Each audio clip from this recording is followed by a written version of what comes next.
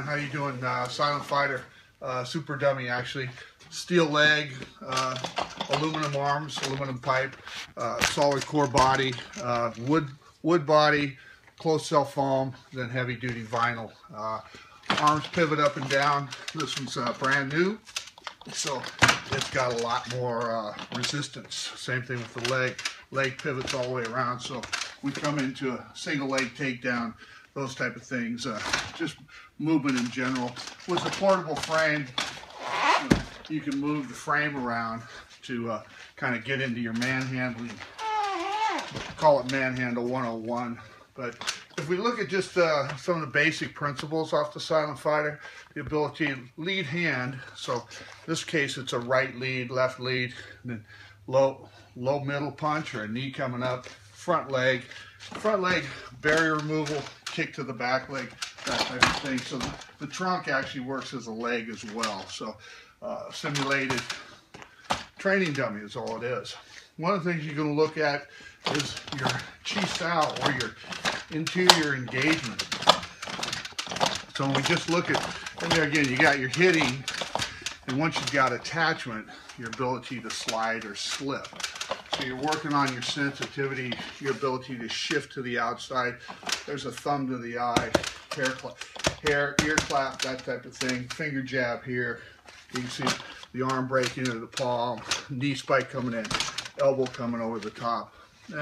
Most of our training partners can't take the same amount of abuse as the Silent Fighter can take. But let me bring Sean in here, and I'll share a couple variables for that. Hey, Sean, come on in.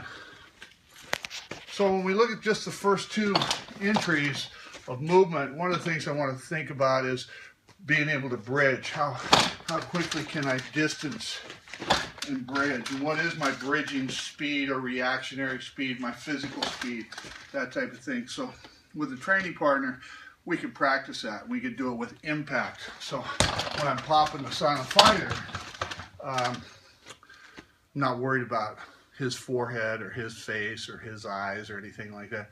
Actually, the Silent Fighter always shows up. Sometimes Sean doesn't, but you know, that's issue of traffic, that type of thing. So Sean, come on in.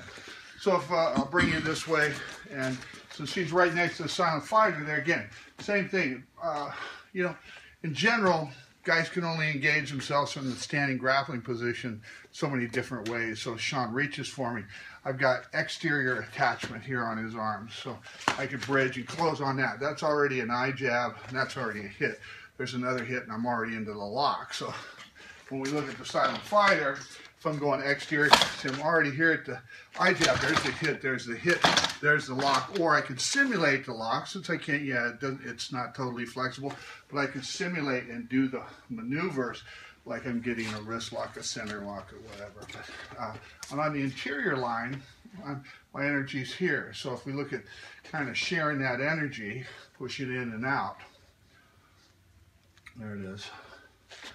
So I want to stimulate that so that there's resistance there. I move to the outside. You know, if I come over here, I'm back onto the outside again. So that maneuver on the Silent Fighter is my engagement, my sensitivity, create pressure here, and as I create pressure, slip that pressure so that energy goes past me. I get the hit right inside. I got the hit from there. If I'm here, I'm going to hook this and move to the outside so that I'm in position and control. Nice thing about the Silent Fighter is it forces you to move. So it's a 250-pound guy that doesn't want to move.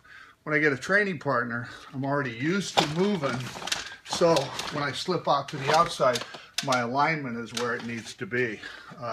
I can stimulate resistance, I can stimulate a response, forcing the guy to respond or seek emptiness, and then I give that energy up. Sean, come on back in. So on the interior exterior line here, so my engagement is here. If he feels this is an empty spot, he can shoot that straight hand in. I'm just going to let it go. This is already a thumb to the eye. I'm already here. This is a knee spike. There's that elbow. You know, if my elbow's inside, there's my tonsau or a palm up. I'm right here. Nice spot for a target or anything like that. So, again, training partner gives you some variations. the same time you adapt and flow. So when I initiate, feel that pressure. I'm through.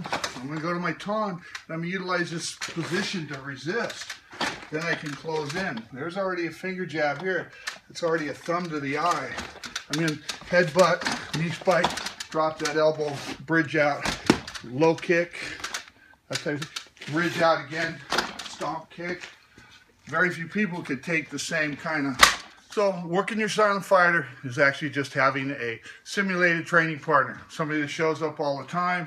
Your stick work, your striking, empty hand lines where you're doing cruzada, shooting into the thrusting fingers, your straight punch, your elbow strikes coming in, your breaking lines.